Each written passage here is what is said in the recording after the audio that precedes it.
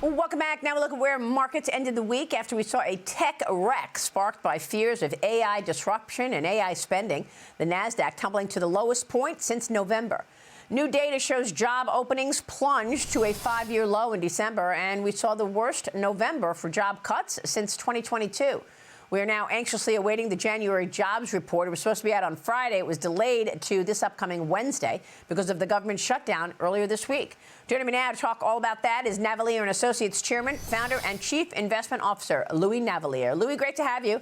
Thank you so much for being here. To be back. And let's start there, and that is this tech wreck that we saw. What do you think was going on with all the selling in tech led by software companies this week? It's a gross overreaction that AI is going to eliminate all software. I mean, everybody gets excited anytime there's a new program like Anthropic's program. But there's no doubt that OpenAI is struggling, but it's a private company. You know, it shouldn't take out the public companies. Obviously, the spending that companies are doing is very exciting if you're in the semiconductor business and the data center business. And so there was a lot of good news amidst all the chaos this week. So have we seen a return on investment in all this spending yet, or are we waiting for that? I guess the hyperscalers are expected to spend $600 billion. Jensen Huang told me it's going to be trillions of dollars in spending every year. Yeah, it's unbelievable. I think Supermicro was probably the most important earnings announcement this week because their sales were up 123%.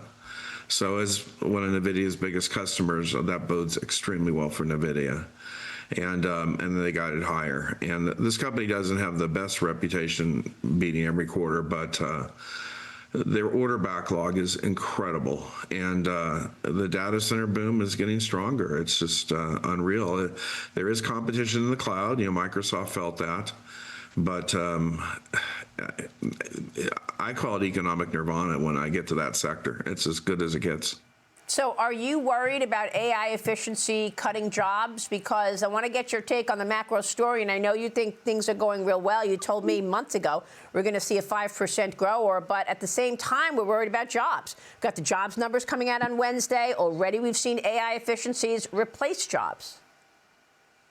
Yeah, there's no doubt that there's a problem with the job market, especially for computer programmers. But those are very smart people. They're going to get work elsewhere. You know, it just takes time for technologies to get embedded and to pivot. In the meantime, you know, they have to fix the housing market in America.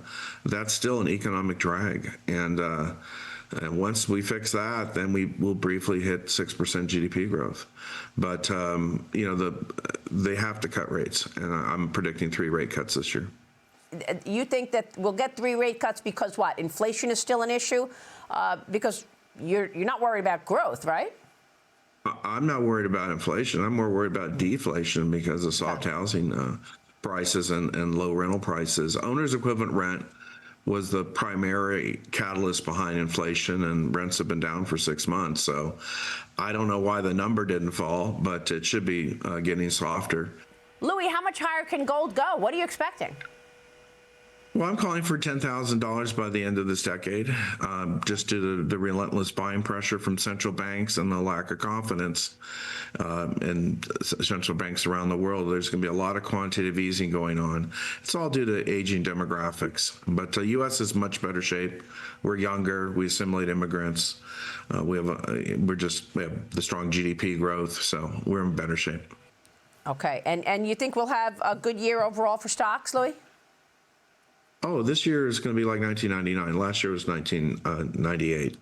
So, yeah, this year is going to be, if I'm not up 60% or more this year, I'm going to be upset. 60% or more. Wow, that is phenomenal. And is that because of your exposure to growth like big tech? Yes, and also the underlying earnings growth. Yeah. If I don't have PE compression, I'll be up 60%.